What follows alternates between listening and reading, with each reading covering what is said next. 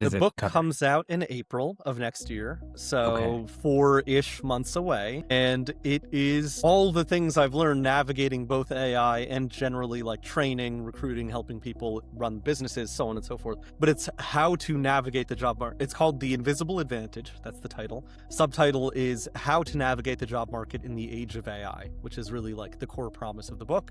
And it's written for both sides of the table, right? It's written for people who are job searching, and it's written for people who are recruiting, or they're hiring managers, or they're CEOs, and they want to find great talent.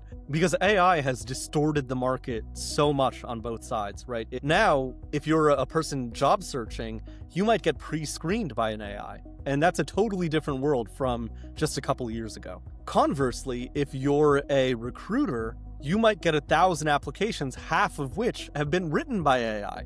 And so the question becomes, if everyone is now, like, AI in recruiting is effectively a weapon of mass destruction because it makes the labor required to filter things de minimis, right? I don't actually have to show I care about your company because it doesn't take me any effort to apply, right? I just tell the AI, here's the job description, here's my master resume, go do it, right? Write me a cover letter, write me a tailored resume, done.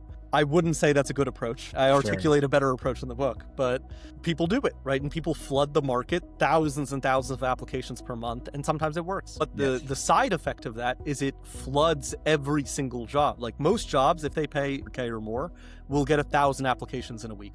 Jeez. And 1,000 applications is basically not human parsable, right? A regular human being who has other job duties cannot read 1,000 pages. No. Like, you need to be some sort of freak genius speed reader to get through that. It's just not feasible. No, and it's now totally what ends not up happening is essentially AI is applying because everybody's generating resumes, and then AI is also reviewing. Right. Reviewing and also doing the hiring, because then the AI is going to nominate, like, hey, these are the 2 best candidates out of these 10,000.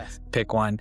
And basically AI decided from beginning to end. So the AI deciding thing is actually very overblown. And the reason it's overblown is that there are city laws and state laws. Like New York City has a decently prominent law about this that basically says AI cannot be used to make a hiring or firing decision. Really? Yes. Okay. So, and there's actually like a very large lawsuit happening against Workday where a gentleman says AI, like Workday's AI, discriminated against me. Wow. On the basis of my age and my race and all this, which like these protected traits, the law enshrines them, right? So it's going to be a bad I didn't even think about that, because AI is just making the best decision for the position. It's not taking into account like equality and demographics and all these other things. It's just you could make it try to care, but why even, it's a third rail, why electrocute yourself? Yeah.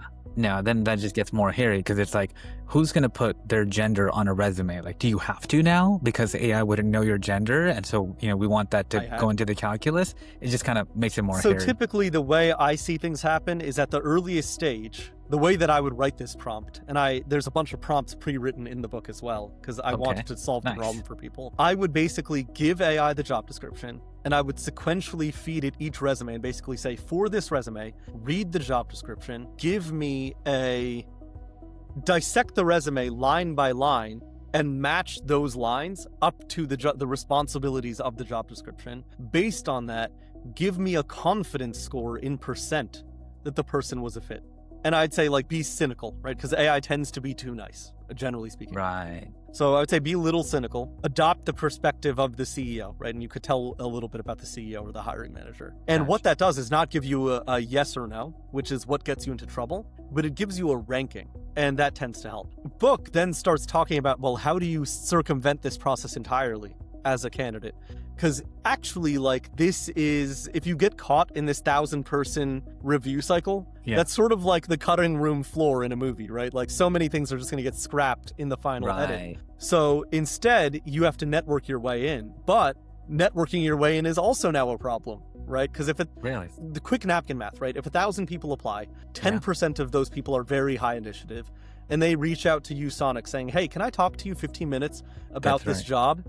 Well, 10% of 1,000 people is 100 folks. 100 folks asking for 15 minutes is 25 hours. Right. I suspect you don't have 25 hours to give up. No, I do not.